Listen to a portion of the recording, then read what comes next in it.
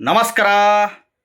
ಈ ದೇವಸ್ಥಾನಕ್ಕೆ ನೀವು ಕಾಲಿಟ್ಟರೆ ಸಾಕು, ಖಂಡಿತವಾಗ್ಲೂ ಕರ್ನಾಟಕದಲ್ಲಿ ಯಾರು ಬಡವರೇ ಇರಲ್ಲ. ಖಂಡಿತವಾಗ್ಲೂ ಬಡತನ ದೂರವಾಗಿ ಶ್ರೀಮಂತಿಕೆ ಬರುತ್ತೆ. ಖಂಡಿತವಾಗ್ಲೂ ಈ ಒಂದು ಪವರ್ಫುಲ್ ದೇವಸ್ಥಾನಕ್ಕೆ ನೀವು ಕಾಲಿಟ್ಟು ನೋಡಿ. ಖಂಡಿತವಾಗ್ಲೂ ಬಡತನ ದೂರವಾಗಿ ಶ್ರೀಮಂತಿಕೆ ಖಂಡಿತವಾಗ್ಲೂ ಬಂದೇ ಬರುತ್ತೆ. ಕರ್ನಾಟಕದಲ್ಲಿ ಯಾರು ಬಡವರೇ ಇರಲ್ಲ.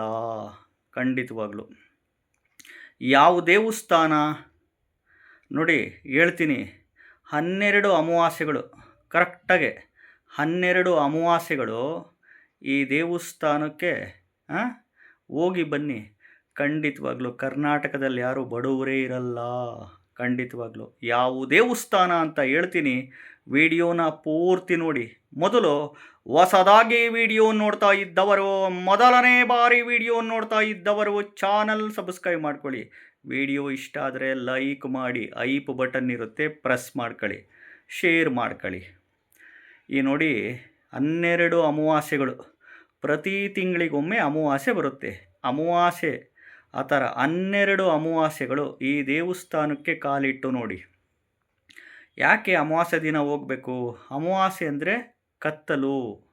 ಅಮಾವಾಸ್ಯೆ ಆದಮೇಲೆ ಮಾರನೇ ದಿನ ವೃದ್ಧಿಚಂದ್ರ ಅಂತೀವಿ, ಅಂದರೆ ಬೆಳಕು ಬರುತ್ತೆ ನಮಗೆ.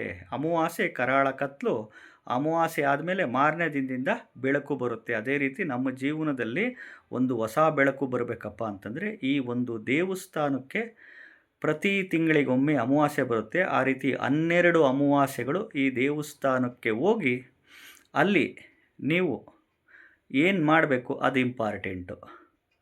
ಇದು ದೇವಸ್ಥಾನ ಬಂದು ತುಮಕೂರು ಜಿಲ್ಲೆ ಕೊರಟಗೆರೆ ತಾಲೂಕು, ಕೊರಟಗೆರೆಯಿಂದ ಒಂದು 15-16 ಕಿಲೋಮೀಟರ್ ದೂರದಲ್ಲಿ ಬರುತ್ತೆ.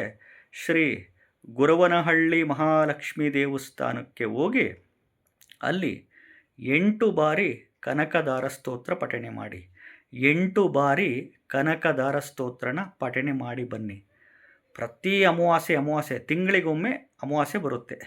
ಅಮಾವಾಸ್ಯೆ ದಿನ ಹೋಗಿ ಮಹಾಲಕ್ಷ್ಮಿನ, ಆ ತಾಯಿ ಮಹಾಲಕ್ಷ್ಮಿನ ಬೇಡ್ಕೊಳ್ಳಿ.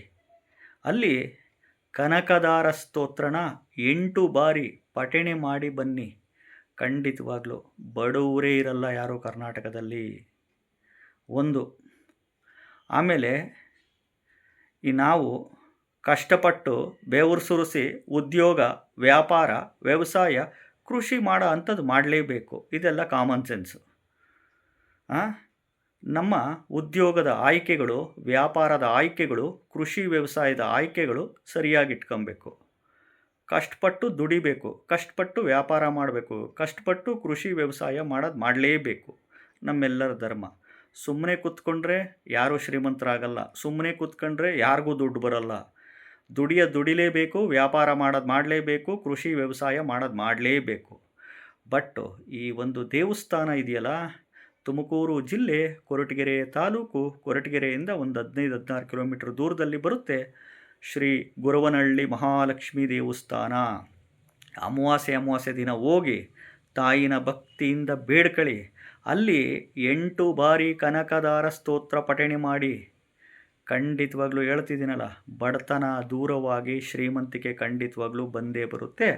ಆ ತಾಯಿ ಆ ಒಂದು ದಾರಿನ ಮಾಡಿಕೊಟ್ಟೇ ಕೊಡ್ತಾಳೆ ಖಂಡಿತವಾಗ್ಲೂ. ವಿಡಿಯೋ ನೋಡ್ತಾ ಇದ್ದವರು ಚಾನಲ್ನ ಸಬ್ಸ್ಕ್ರೈಬ್ ಮಾಡ್ಕೊಳ್ಳಿ. ನೋಡಿ, ಜ್ಯೋತಿಷ್ಯಗಳಾಗಿ ನಾವು ವಿಡಿಯೋಗಳ ಮುಖಾಂತರ ಮಾರ್ಗದರ್ಶನ ಮಾಡೋದು ಅಷ್ಟೇ ನಮ್ಮ ಡ್ಯೂಟಿ. ನಾವು ಜ್ಯೋತಿಷಿಗಳು ದೇವರಲ್ಲ, ಪವಾಡ ಮಾಡೋರಂತೂ ಖಂಡಿತವಾಗ್ಲೂ ಅಲ್ಲ.